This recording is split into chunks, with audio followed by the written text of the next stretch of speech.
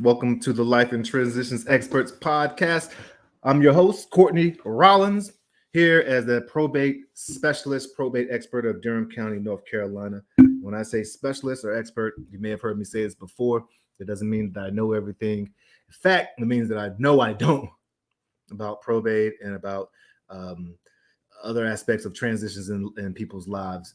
But I am committed to learning and sharing my experiences with folks as a certified expert. I'm constantly in the clerk's office working with other estate professionals and working with clients and people who are going through probate to help them come up with some viable solutions.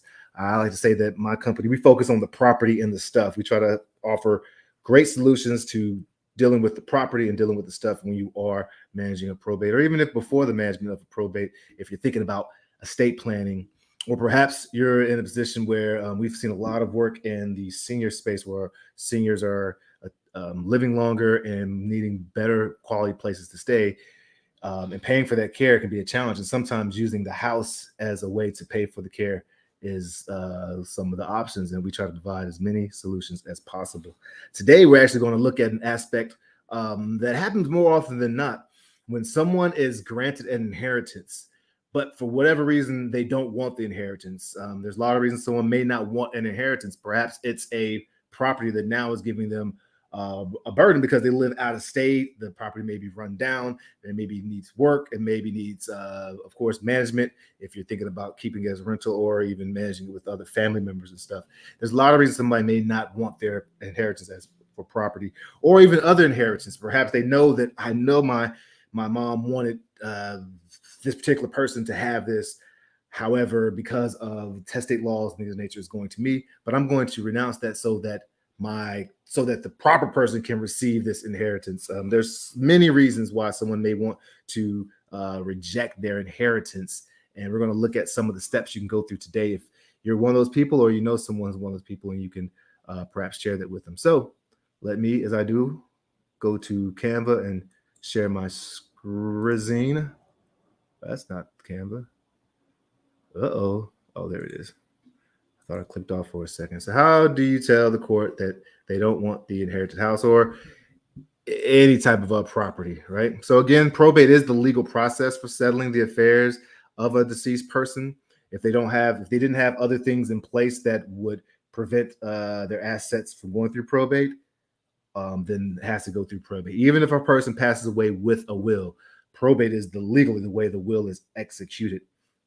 But again, a person may not want the property for personal reasons, or they don't want the responsibility. Those are usually the two areas they fall in, whether they feel like for whatever reason it should go to someone else, or they don't want it, or again, they don't want the responsibilities. First thing you're going to do is you're going to check the eligibility, check that you actually are the person that is actually eligible for the inheritance.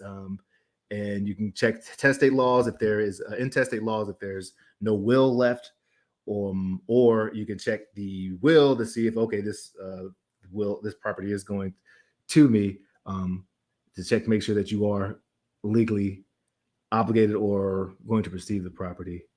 You will need to create a written renunciation. It specifically states what the inheritance is, what are the details of who's the person that the property belonged to. If you have the probate case, please include that. You need to make sure you include that. Actually, you need to make sure you include how much of it you're renouncing. Are you renouncing a quarter or a portion, a strip, whatever it is? You need to make sure it's there and that you have that written out, so it can be.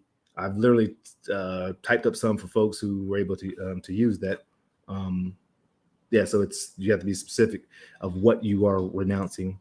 Make sure that it's notarized. So go to any notary, have it signed, notarized. This is a very important step, especially if it to make sure it's valid and authentic.